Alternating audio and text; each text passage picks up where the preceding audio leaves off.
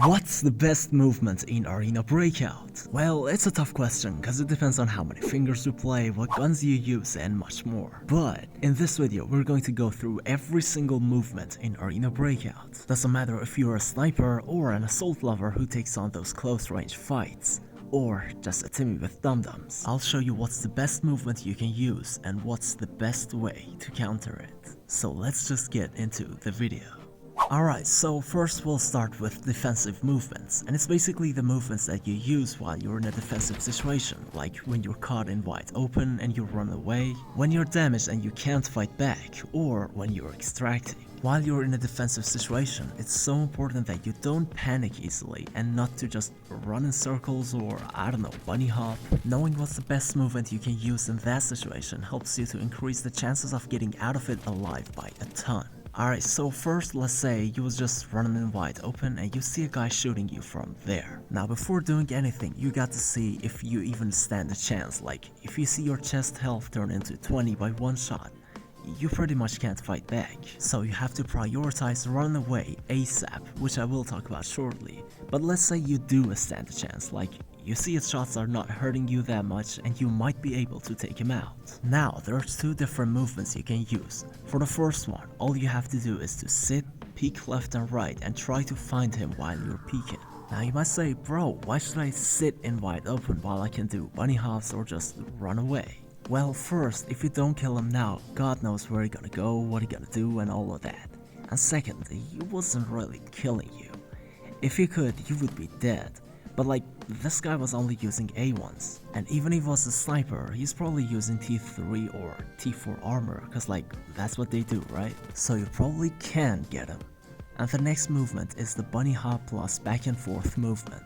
So for this one, you jump and as soon as you hit the ground, you turn around and do it again, and then you jump again. Now remember, for this one, you have to be light, cause like, when you're heavy, you can't jump properly.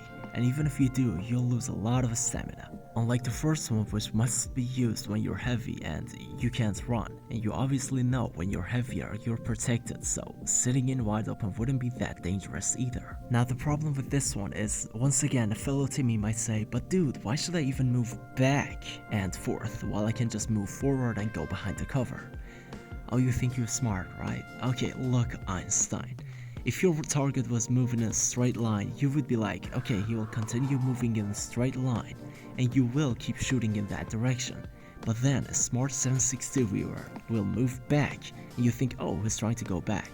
And then he turns around and keeps moving in his direction, and that will ruin your trash aim. So, you see the point now? So once again, jump, back and forth, and again. So these two was for the times which you could fight back. But if you run away is the priority, it depends on where the shots are coming from. If they're coming from behind you, you have to move left and right until you find the cover. But if they're coming from the other two sides, again you have to do the back and forth movement. But this time, it doesn't matter if you're heavy or light. You have to do it, cause like, what else are you gonna do?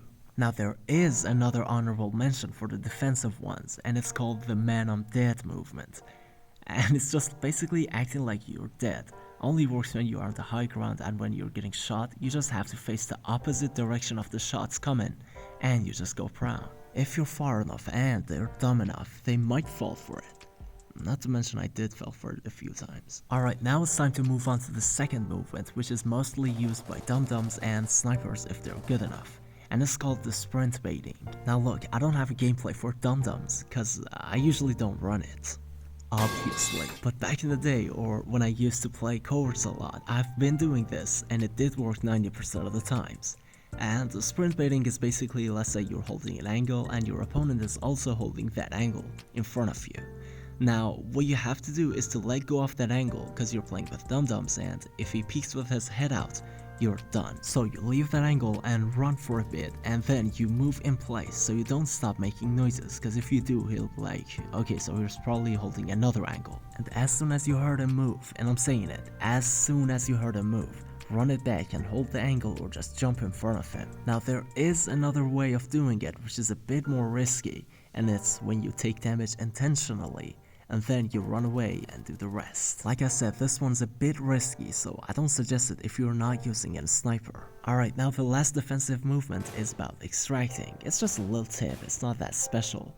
So, when you're on the way to extraction and you're out of stamina, stay on left or right peak as you're walking, cause if someone shoots you and your body is in a straight line, the recoil going to help them shoot you in the upper body or even your head. And also, never let your stamina turn red, cause if you get shot and you're out of stamina, you just have to sit there and watch your character die slowly.